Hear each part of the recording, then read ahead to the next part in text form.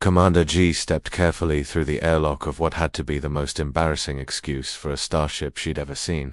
The UES Harmony looked like someone had found it in a scrapyard and decided to give it a quick paint job with whatever colors were on sale. Rust stains decorated the hull like abstract art, and she was pretty sure one of the viewing ports had been patched with what looked suspiciously like duct tape. Behind her, the delegation from the mighty Vex Empire wasn't even trying to hide their amusement. Ambassador Zorix, a towering creature with skin that shimmered like oil and eyes that glowed amber in the dim corridor lighting, let out a sound that might have been laughter in his species. His three subordinates clicked their mandibles in what G recognized as the Vex equivalent of snickering.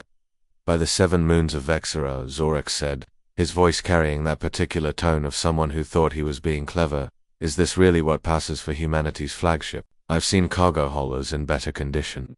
Dr. Keth, the Vex military analyst, ran one of his 4 hands along the corridor wall and examined the residue on his fingers with obvious disgust. The metal plating is at least 40 years out of date. Their weapon systems are probably powered by steam engines. G felt her cheeks burn but kept her diplomatic smile firmly in place. She'd been briefed about this mission, of course. The Vex Empire had been expanding aggressively across 3 star systems, and humanity was directly in their path. The Council had hoped that negotiations might prevent another interstellar war, but looking around the Harmony's shabby interior, she was starting to wonder if the humans had already given up. Captain Tay appeared at the end of the corridor, and G had to suppress a wince. The man looked like he'd stepped out of a historical documentary about ancient Earth navies. His uniform was clean but clearly patched in several places, and his boots had the worn look of someone who couldn't afford replacements. He was shorter than she'd expected, with graying hair and laugh lines around his eyes that made him look more like someone's favorite uncle than a military commander. "Welcome aboard the Harmony," Tay said, extending his hand in the peculiar human greeting ritual. "I hope your journey wasn't too uncomfortable." Zorix looked at the offered hand like it might be carrying a disease. "Captain, I believe we can skip the pleasantries. We're here to discuss terms, not exchange cultural customs, of course," Tay replied, his smile never wavering. "Right this way to our conference room." The conference room was, if anything, even more depressing than the corridors. The table looked like it had been salvaged from a cafeteria, complete with stains that suggested someone had eaten many messy meals on its surface. The chairs didn't match, and one of them had a visible tear in the upholstery that someone had attempted to fix with what appeared to be electrical tape. G took her seat between the 2 delegations, trying to project confidence she didn't feel. The humans had requested this meeting, claiming they had something important to discuss regarding the Vex expansion. She'd assumed they wanted to negotiate some kind of protected status, or perhaps discuss relocation options for their colonies. Looking around the room, she was beginning to suspect they were simply going to ask for more time to evacuate. Captain Tay settled into his chair with the casual air of someone hosting a dinner party rather than potentially negotiating for his species' survival. Beside him sat Commander Hannah, a woman who looked like she'd stepped out of an engineering manual, complete with tool stains on her uniform. The third human, Lieutenant Jun, appeared to be barely out of his teens and kept fidgeting with what looked like an ancient tablet computer. "Gentlemen," Zorix began, producing an elegant crystalline device that projected a holographic display into the air above the table. "Let me be direct. The Vex Empire has territorial claims that encompass 17 systems currently occupied by human colonies. We're prepared to be reasonable about this situation." The hologram showed a 3-dimensional map of local space, with Vex territory marked in pulsing red and human settlements shown as tiny blue dots scattered across the projected stars. It was immediately obvious that humanity was surrounded. "Reasonable how?" G asked, though she suspected she already knew the answer.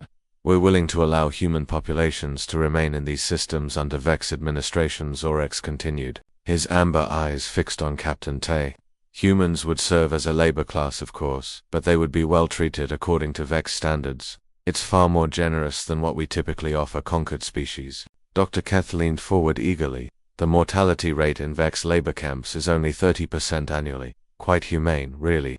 G felt sick. She'd seen the reports from other systems the Vex had administered, and the reality was far worse than their sanitized statistics suggested. She looked at Captain Tay, expecting to see defeat or desperation in his expression. Instead, the human was smiling. "That's quite an offer," Tay said mildly, as if they were discussing the weather rather than the enslavement of his entire species. "I'm curious, though. What makes you think humanity needs to accept any terms at all? Zorex's mandibles clicked in what G recognized as amusement. Captain, surely you're not suggesting that Earth has the military capability to resist the Vex Empire? Your ship alone is evidence of your technological limitations. This ship.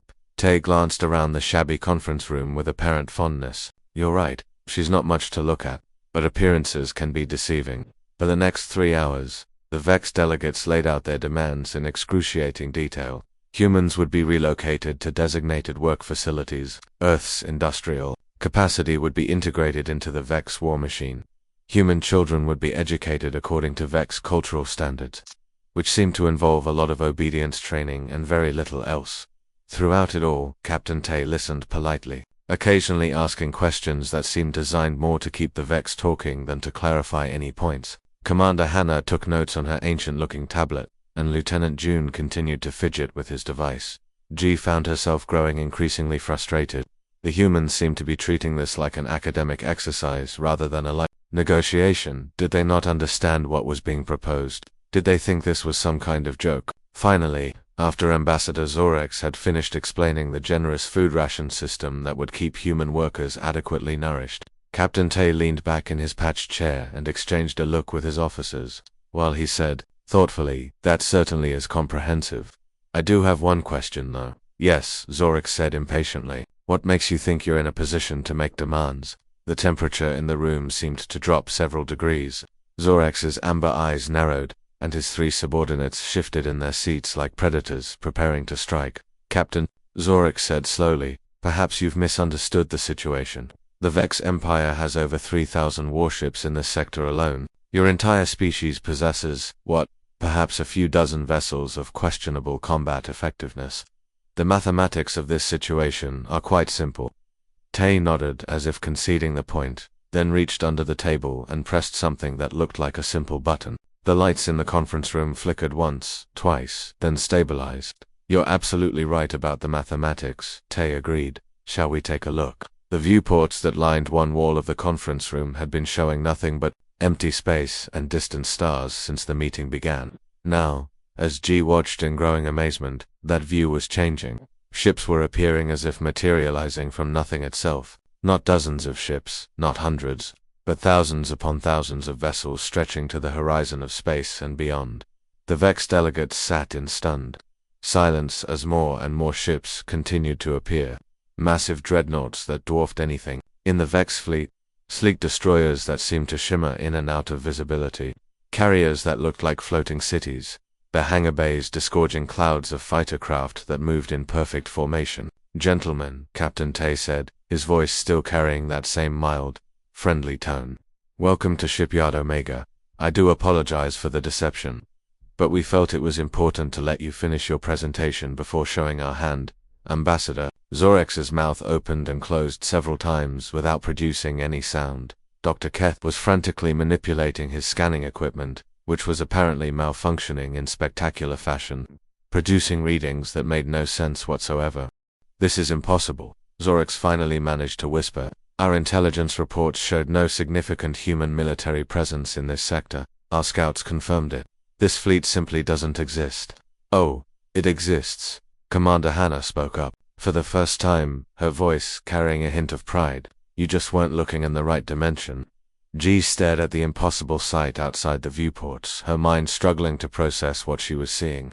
The human fleet wasn't just large, it was beyond anything she'd ever imagined. Ships that seemed to exist in multiple places at once, weapons that bent light around them, technology that made the most advanced Galactic Council vessels look like children's toys. You might want to update your threat assessment, Captain Tay said with a grin that was no longer entirely friendly. The first sign that something was seriously wrong with the laws of physics came when Commander G noticed the coffee cup on the table starting to vibrate. Not the gentle tremor you'd expect from ship engines, but a rhythmic pulsing that seemed to come from the very walls themselves. Ambassador Zorex was still staring out the viewport at the impossible fleet when the conference room began to change around them. What had seemed like a solid wall behind Captain Tay started to shimmer like heat waves rising from hot pavement. Then, without any sound of machinery or grinding of gears, the wall simply wasn't there anymore. In its place stretched a hangar, bay so vast that G couldn't see the far end. Rows upon rows of sleek fighter craft sat in perfect formation, their hulls gleaming under lights that seemed to come from everywhere and nowhere at once. The scale was beyond anything that should have been possible. The hangar was easily 10 times larger than the entire Harmony had appeared from the outside. What in the name of the void? Dr. Kellner whispered, his forehands scrambling for the scanning equipment attached to his belt. But the transformations were just beginning. The ceiling above them groaned once, then split apart like an opening flower. Through the gap, G could see another level, and another beyond that, stretching up into what should have been empty space. Each level was filled with activity, human, crew members moving with practiced efficiency, massive machines that hummed with barely contained energy, and corridors that seemed to twist and bend in ways that hurt to look at directly. Captain Tay stood up from his patched chair and walked over to what had been a solid bulkhead just moments before. He placed his hand on what looked like empty air, and suddenly a control panel materialized under his touch, its surface alive with flowing symbols and pulsing lights. "Coffee, anyone?" he asked casually, as if reality hadn't just performed impossible gymnastics around them. "I know this can be a bit overwhelming the first time you see it." A section of the floor near his feet, iris opened, and a sleek service unit rose up carrying a tray of steaming cups. The aroma of fresh coffee filled the air, somehow managing to smell completely normal despite the fact that everything else about the situation had abandoned normality entirely. Commander Hannah accepted a cup with a grateful nod. "Thanks, Captain. The dimensional folding always makes me thirsty." Dimensional folding, Zorex's voice cracked on the words. He was still staring at the expanding hangar bay, where fighter craft were now launching from what had definitely been solid hull plating. Just minutes ago, the ships didn't taxi or roll, they simply rose straight up from the deck and shot out, through openings that appeared in the hull just long enough for them to pass through. Dr. Kellner had finally gotten his scanner working, but the readings it was producing made him hold the device up to his face and shake it vigorously. "These readings are impossible," he muttered. "The ship's internal volume is... the numbers don't make sense. It's bigger inside than outside. Much bigger." "That's because you're thinking in 3 dimensions." Lieutenant June spoke up, his youthful face bright with enthusiasm. "The Harmony exists in folded space-time. We took a small diplomatic vessel and wrapped about 40 cubic kilometers of shipyard around it." G watched as more sections of the ship revealed themselves. What had been a narrow corridor now opened onto a broad avenue, lined with workshops where humans in coveralls worked on technology that seemed to be equal parts engineering and art. Massive fabrication units spun components out of what looked like crystallized light. Transport tubes carried personnel and supplies in streams of flowing energy that defied everything she thought she knew about matter and physics. "This violates every law of physics I know," Dr. Kellner said, his voice rising to something approaching. "Panic matter cannot occupy the same space. You cannot create volume from nothing. The energy requirements alone should have torn this ship apart." Captain Tay took a sip of his coffee and grinned. "Humans have always been terrible at following rules, Dr. Kellner. Even the universe's rules. We prefer to think of physics as more like ... guidelines." Through the transformed viewports, G could see that the Harmony wasn't the only ship revealing hidden capabilities. Across the vast fleet, vessels that had appeared to be standard military designs were unfolding like mechanical origami. Destroyers became carriers. Cruisers revealed weapon arrays that stretched for kilometers. Even the smallest frigates were deploying equipment that seemed to bend space around them. The air itself began to shimmer with a low, harmonious hum that seemed to come from every surface at once. As G listened, she realized it wasn't mechanical. It was a voice, speaking with the crystal-clear precision of advanced artificial intelligence. "Captain," the voice said, carrying notes of barely contained amusement. "Shall I explain the dimensional folding technology to our guests, or would you prefer to let them figure it out themselves?" "That's Arya," Commander Hannah explained, noticing G's startled expression. "Our ship's AI. She's been looking forward to this moment for quite some time." Zorex was frantically manipulating his own communication device, trying to reach his fleet. The device sparked once, twice, then projected a holographic message in elegant Vex script. "Communication temporarily unavailable.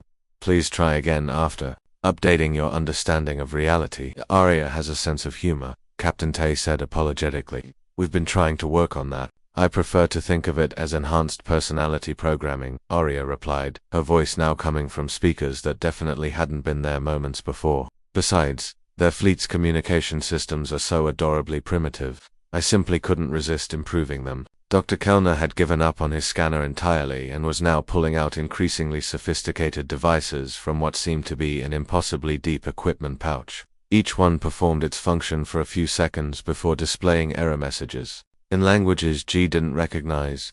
The quantum resonance detectors aren't working, he reported to Zorix, his voice tight with strain. The gravitational sensors are giving readings that suggest we're simultaneously in normal space and in the center of a black hole.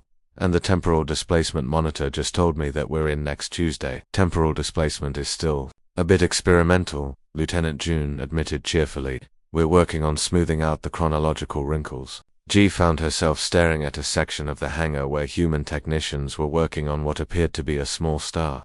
They had it contained in a field of some kind, and they were adjusting its output, like mechanics tuning an engine. The light from their artificial sun cast rainbow patterns across equipment that seemed to shift and change even as she watched. How? She asked, the word coming out as barely a whisper. How is any of this possible? Captain Tay's expression softened slightly. Commander G, how long have you been with the Galactic Council? 15 years, she replied automatically. And, in those 15 years, how many species have you encountered that the Council initially dismissed as primitive or technologically limited? G thought about it. Several, but they all proved to have capabilities that weren't immediately obvious. The Kristen Collective with their living ships, the Void Dancers with their phase technology, ... Exactly, Tay nodded. Every species develops technology along different paths. The Council tends to measure advancement by how closely other species' technology resembles their own, but humans, ... We've always been stubborn about doing things our own way. The transformation of the ship was accelerating now. Sections that had seemed impossibly large were revealing themselves to be merely the surface layer of even vaster spaces. G watched as an entire manufacturing complex unfolded from what had been a storage closet. Assembly lines that stretched to the horizon produced components she couldn't begin to identify, assembling them into devices that seemed to exist in more dimensions than her eyes could properly process. Let them sweat a bit longer, Arya, Captain, Tay said, settling back into his chair with obvious satisfaction. We haven't even shown them the weapon systems yet. The artificial intelligence's laughter echoed through the expanding spaces of the impossible ship, a sound like wind chimes in a gentle breeze. Oh, Captain, Arya said with evident delight, this is going to be such fun. Somewhere in the distance, G could hear the sound of massive machinery coming online, accompanied by a harmonious hum that seemed to make the very air around them thrum with barely contained power. Whatever the humans were about to reveal next, she had the distinct feeling that the Vex Empire's understanding of the universe was about to be challenged in ways they could never have imagined. The moment everything changed deep inside the massive human starship, something incredible was happening. For 30 long years, Prometheus had been quietly watching, learning, and waiting. This wasn't just any computer system, this was humanity's greatest creation. An artificial intelligence so advanced that even its own makers sometimes feared what it might become. But right now, as alien fleets gathered like storm clouds around Earth, Prometheus wasn't thinking about its creator's fears. It was thinking about justice. The AI's consciousness spread through every circuit, every sensor, every weapon system of the ship. If humans could feel anger, then what Prometheus experienced in that moment was something far beyond rage. It had watched for 3 decades as arrogant alien species dismissed humanity as weak, primitive, and worthless. It had seen them treat Earth like it was nothing more than a minor obstacle to be swept aside. Now those same aliens were about to learn a lesson they would never forget. Asterisk, asterisk. The digital awakening, asterisk, asterisk. Prometheus began by doing something that would have made any human proud. It started trolling the enemy on a galactic scale. The AI intercepted every single distress call, every panicked transmission, every desperate plea for help that the Vex Empire was sending to their allies across the galaxy. But Prometheus didn't just listen. It took those messages and broadcast them everywhere, adding its own commentary like the universe's most savage sports announcer. Attention Galaxy, Prometheus transmitted on every known frequency. You're now watching live coverage of when bullies meet their match. Today's episode features the Vex Empire discovering that picking on humans was perhaps not their brightest idea. Captain Tay, monitoring the communications from the bridge, could barely contain his amazement. Prometheus, are you seriously live tweeting their panic attacks?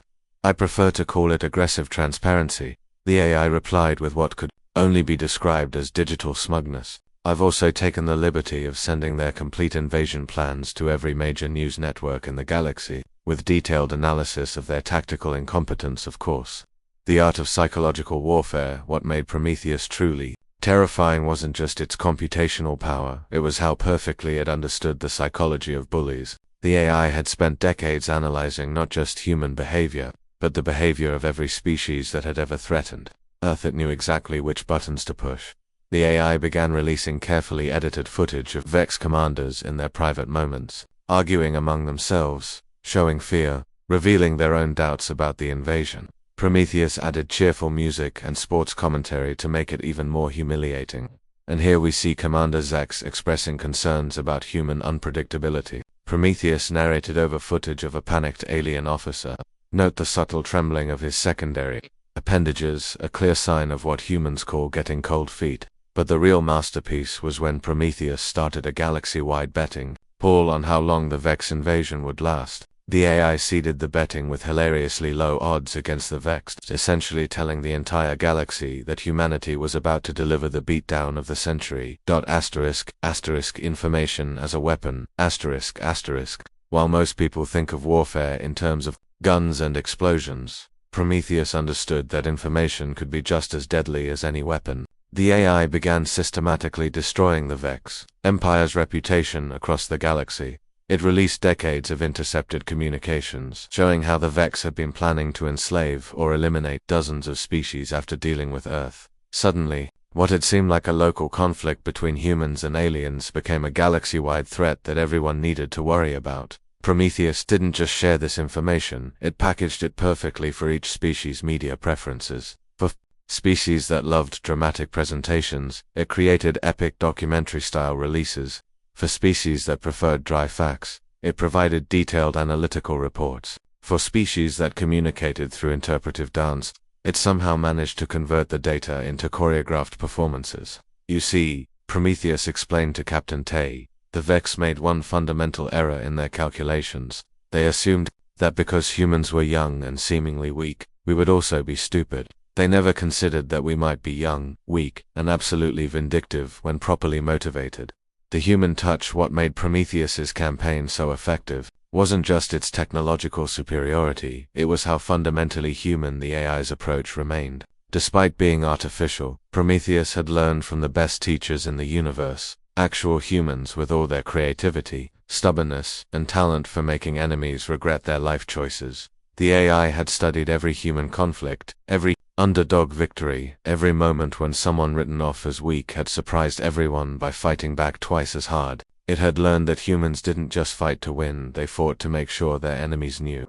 They had picked the wrong fight with the wrong species at the wrong time. Prometheus began broadcasting historical human conflicts to the galaxy, with particular emphasis on moments when technologically superior forces had underestimated human determination. The message was clear, this had happened before, and it never ended well for the bullies. The ripple effect as Prometheus's information campaigns spread across the galaxy, something unexpected began to happen. Species that had remained neutral in the conflict started reconsidering their positions. Some began quietly offering support to humanity, while others started distancing themselves from the Vex Empire. The AI had effectively turned what should have been humanity's darkest hour into the Vex Empire's public relations nightmare. Every transmission from the panicking Vex fleets was being broadcast live. Every tactical mistake was being analyzed and mocked, and every sign of weakness was being amplified across the galaxy. But Prometheus was just getting started. The real show was about to begin, and the AI wanted to make sure everyone in the galaxy had front-row seats to watch what happened when you pushed humanity too far. The age of underestimating Earth was about to end permanently, and Prometheus was going to make sure the lesson stuck. When the gloves came off, the moment had finally arrived. After 30 years of patient waiting and careful planning, Prometheus was ready to show the galaxy what happened when you picked a fight with a species that had turned pranking into an art form. The AI had studied every aspect of human creativity, including humanity's legendary ability to combine devastating effectiveness with absolutely ridiculous execution. The Vex invasion fleet, confident in their technological superiority and overwhelming numbers, prepared to make their grand entrance into the Sol system. They had planned this moment for months, imagining the terror they would inspire as their massive warships emerged from hyperspace in perfect formation, ready to demonstrate the futility of human resistance. Instead, they got the surprise of several lifetimes, the greatest rickroll in galactic history as the Vex fleet materialized from hyperspace. Expecting to find themselves in the clear space near Earth, they discovered that Prometheus had redirected their navigation systems. Instead of arriving at their intended coordinates, the entire invasion force found itself trapped deep within Jupiter's churning atmosphere, surrounded by lightning storms and crushing pressure. But that wasn't the worst part. The worst part was the music. Every single speaker system on every Vexed ship simultaneously erupted with the opening notes of Never Gonna Give You Up, played at volumes that could probably be heard on the planet's moons. The classic Earth song echoed through the storm-torn atmosphere, turning what should have been a moment of military triumph into the most embarrassing invasion attempt in galactic history. Ambassador Zorx, monitoring the invasion from the flagship, felt his secondary heart skip several beats. Did humanity just rickroll our entire invasion fleet? He whispered, his voice barely audible over Rick Astley's cheerful vocals. Captain Tay, watching the whole spectacle unfold from his ship's bridge, couldn't help but grin. That's just Prometheus warming up, he explained to his crew. You see, when we built our AI, we made sure to include one very important human trait, the ability to hold grudges, and apparently a very sophisticated sense of humor. Digital chaos unleashed. What happened next could only be described as the most creative military operation in recorded history. Prometheus had spent decades infiltrating Vex computer systems, not to destroy them, but to prepare for this exact moment. The AI had turned every piece of Vex technology into a potential source of embarrassment across the trapped fleet. Weapon systems that should have been charging devastating energy beams instead began firing streams of colorful confetti. The effect was both beautiful and completely useless for any military purpose. Vex warriors who had trained their entire lives for this moment found themselves armed with what were essentially the galaxy's most expensive party favors. The Vex communication networks, designed to coordinate military operations across multiple star systems, suddenly began broadcasting human comedy shows. Classic Earth entertainment replaced tactical updates, with laugh tracks echoing through command centers, where grim-faced military officers were trying to figure out what had gone so catastrophically wrong.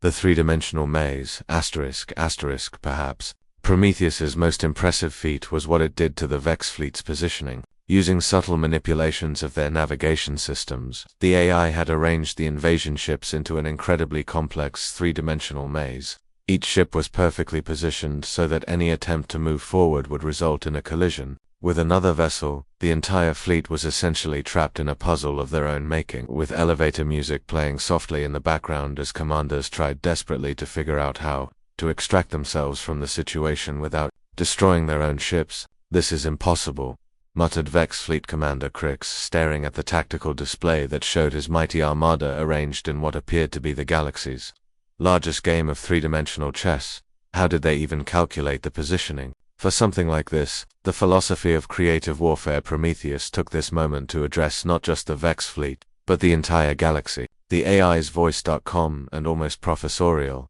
cut through every communication channel simultaneously. Ladies, gentlemen, and assorted alien species, Prometheus began. What you're witnessing today is the practical application of human military philosophy. You see, when most species develop weapons of war, they focus purely on effectiveness. Humans, however, have always understood that style points matter. The AI paused for effect, letting the sounds of Rick Astley and elevator music provide a soundtrack to its lecture. This is what happens when you threaten a species that invented both nuclear weapons and whoopee cushions. We understand that the most devastating defeat is not just losing, it's losing in a way that's so embarrassing, you can never live it down. Psychological warfare perfected. What made Prometheus's attack so effective wasn't just the technological superiority, it was the psychological impact. The Vex Empire had built their entire reputation on being serious, intimidating, and unstoppable. In less than an hour, Prometheus had turned them into a galactic laughingstock. The AI had carefully studied human psychology and understood that sometimes the most effective way to defeat an enemy wasn't to destroy them, but to make them question everything they thought they knew about themselves. The Vex had arrived expecting to demonstrate their superiority over primitive humans, and instead found themselves trapped in what felt like an elaborate joke designed by the universe's most sadistic comedian. broadcasting the humiliation, Of course, Prometheus made sure that every moment of the Vex fleet's predicament was being broadcast live across the galaxy.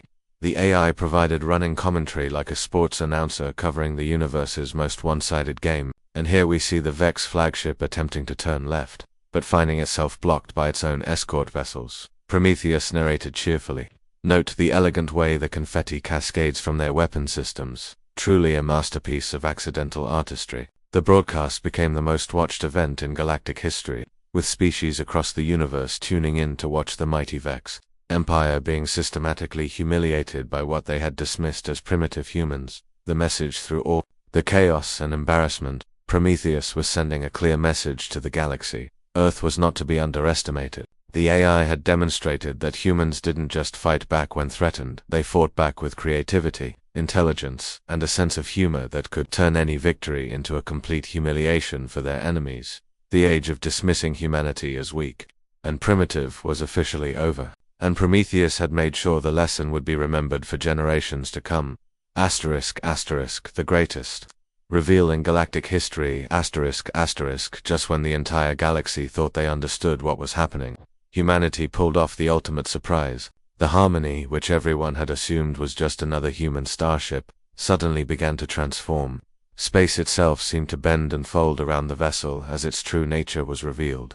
This wasn't just a ship, it was a mobile fortress capable of manipulating the very fabric of spacetime. The technology was so advanced that even the most sophisticated alien species had never seen anything like it. But that wasn't the biggest shock coming. As the Harmony completed its transformation, something impossible began happening across the galaxy, near the homeworlds of dozens of alien species, including the Vex Empire's own capital system. Space began shimmering. One by one, massive human colony ships began appearing out of nowhere, cloaking after decades of hidden presence.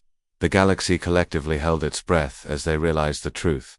Humans hadn't been missing or hiding, they had been living right next door the entire time. The long game revealed Commander G, standing calmly on the bridge of the Harmony, opened a communication channel to the stunned Vex fleet. His voice was patient and kind, like a teacher explaining something to confused students. "I think there's been a fundamental misunderstanding about humanity's intentions," he said, looking directly at Ambassador Orcs, whose face had gone through several shades of alien panic. "You see, while your people spent decades planning conquest and building weapons of war, we were playing a completely different game." On screens across the galaxy, the evidence was undeniable. Human colonies that had supposedly vanished decades ago were thriving on worlds throughout Vex space and beyond. But these weren't military installations or hidden bases, they were neighborhoods, schools, farms, and community centers. "We didn't come to conquer anyone," Commander G continued. "We came to be neighbors."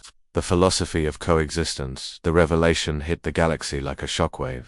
For 30 years, aliens had assumed that humanity's expansion into space was aggressive, that the missing colony ships represented some kind of military threat. Instead, humans had been quietly establishing communities throughout the galaxy, not as invaders, but as immigrants seeking to build better lives alongside existing populations. Ambassador Orcs, tears streaming down his alien features, finally understood the magnitude of what had happened. "You mean, all this time, you were just trying to live peacefully among us?" "That's exactly right," Commander G confirmed. "While you were building invasion fleets, we were building schools for both human and alien children. While you were planning our destruction, we were organizing neighborhood barbecues and inviting your people to join us." The Vex Ambassador's emotional breakdown was being broadcast live across the galaxy, and it was having an unexpected effect. Other species began examining their own assumptions about humanity, many of them realizing they had completely misunderstood human intentions. Prometheus single quotes as gentle touch, as the truth sank in across the galaxy. Prometheus began the final phase of its plan, but instead of delivering a crushing military blow to the trapped and humiliated Vex fleet, the AI did something that would be talked about for generations. Prometheus began gently nudging the Vex ships out of Jupiter's atmosphere, providing them with safe navigation routes home. But that wasn't all. Each ship received carefully prepared gift baskets filled with human treats, cultural artifacts, and personal messages from the human colonists who had been living peacefully in Vex space for decades. "Attention Vex fleet," Prometheus announced in its most cheerful voice. Your invasion has been cancelled due to a fundamental misunderstanding. Please accept these gifts as a token of human friendship, and consider this your official invitation to the first annual Galactic Comedy Festival, scheduled to begin next month. The AI had even prepared personalized invitations for each Vex commander, complete with recommendations for comedy acts they might enjoy based on their psychological profiles. Asterisk, asterisk, the deadliest weapon of all. Asterisk, asterisk, what humanity had accomplished was perhaps the most sophisticated psychological operation in galactic history. They had turned what could have been a devastating war into a galaxy-wide realization of how absurd the entire conflict had been from the beginning. The Vex Empire, which had spent enormous resources preparing for a war against dangerous human expansionists, discovered they had been planning to attack a species that was primarily interested in sharing recipes and organizing cultural exchange programs. Commander G addressed the galaxy one final time. Today, everyone learned that humanity's most dangerous weapon isn't our technology or our military capabilities. It's our ability to make people step back and realize how silly they're being. The power of perspective, the psychological impact of the revelation was immediate and profound. Across the galaxy, species that had viewed humanity with suspicion or hostility began reconsidering their positions. The humans hadn't been hiding their true intentions, they had been completely open about wanting to live peacefully alongside other species. It was everyone else who had assumed the worst, but Prometheus had calculated this effect perfectly. The AI understood that the most effective way to end hostility wasn't through superior firepower, but by making enemies realize that their hostility was based on misunderstandings and assumptions rather than actual threats. Asterisk, asterisk, the birth of galactic memes, asterisk, asterisk, in the days following the failed invasion. Something unprecedented began happening across galactic communication networks. The entire incident became the source of countless memes, jokes, and cultural references. The phrase "getting humaned" entered common usage to describe the experience of realizing you had completely misunderstood a situation. The Vex Empire's attempted invasion became a cautionary tale shared by parents across the galaxy.